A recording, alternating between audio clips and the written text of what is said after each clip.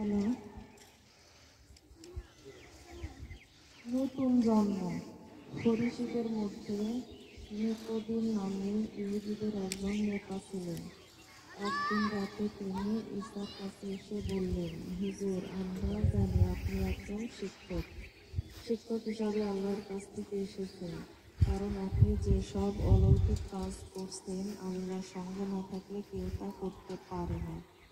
ঈসা নিকোদিমকে বললেন, আমি আপনাকে সত্যিই বলছি, নতুন করে জন্ম না হলে কেউ আল্লাহর রাজ্য দেখতে পায় না। তখন নিকোদিম তাকে বললেন, মানুষ বুড়ো হয়ে গেলে কেমন করে তার আবার জন্ম হতে পারে? দ্বিতীয়বার মায়ের গর্ভে ফিরে গিয়ে সে কি আবার জন্মগ্রহণ করতে পারে?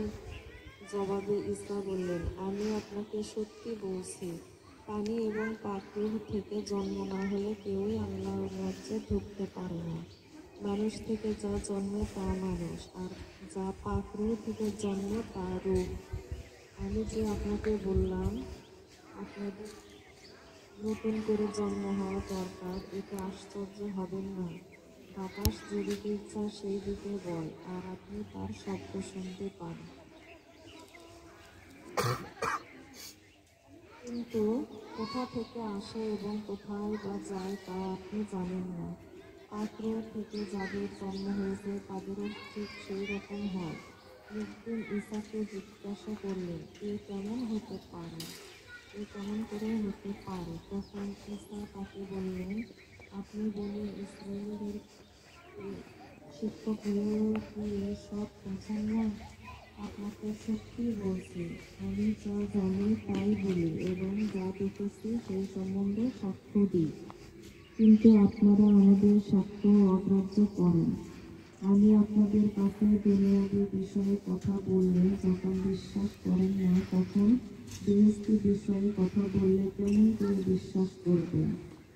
যিনি বেহেশতে থাকেন এবং বেহেশত থেকে নেমে এসেছেন সেই ইবনে আদম ছাড়া আর কেউ বেহেশতে ওঠেনি। মুসা নবী যেমন মরুভূমিতে সেই সাপকে উঁচুতে তুলেছিলেন, তেমনি ইবনে আদমকেও উঁচুতে তুলতে হবে, যেন যে কেউ তার উপর ঈমান আনে সে অনন্ত জীবন পায়। আল্লাহ মানুষকে এত মহব্বত করলেন যে তার একমাত্র পুত্রকে তিনি দান করলেন, যেন যে কেউ সেই পুত্রের উপর ঈমান আনে সে বিনষ্ট না হয়, কিন্তু অনন্ত জীবন পায়। আল্লাহ মানুষকে দোষী প্রমাণ করবার জন্য তার পুত্রকে দুনিয়াতে পাঠাননি, বরং মানুষ যেন পুত্রের দ্বারা নাজাত পায় সেজন্য তিনি তাকে পাঠিয়েছেন।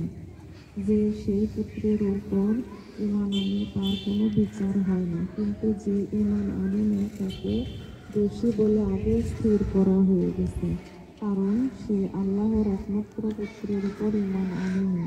তাকে দোষী বলে স্থির করা হয়েছে, কারণ দুনিয়াতে নূর এসেছে, কিন্তু মানুষের কাজ খারাপ বলে মানুষ নূরের চেয়ে অন্ধকারকে বেশি ভালোবেসেছে।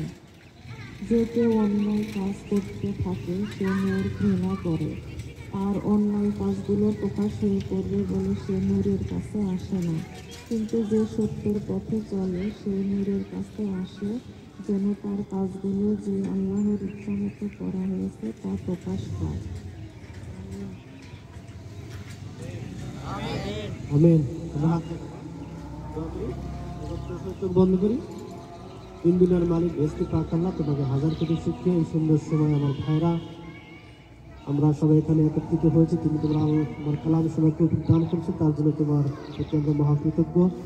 থ্যাংক ইউ মাহবুদ আল্লাহ সব কিছুর জন্য।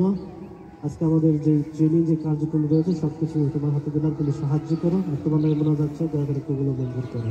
Amen amen. Thank you.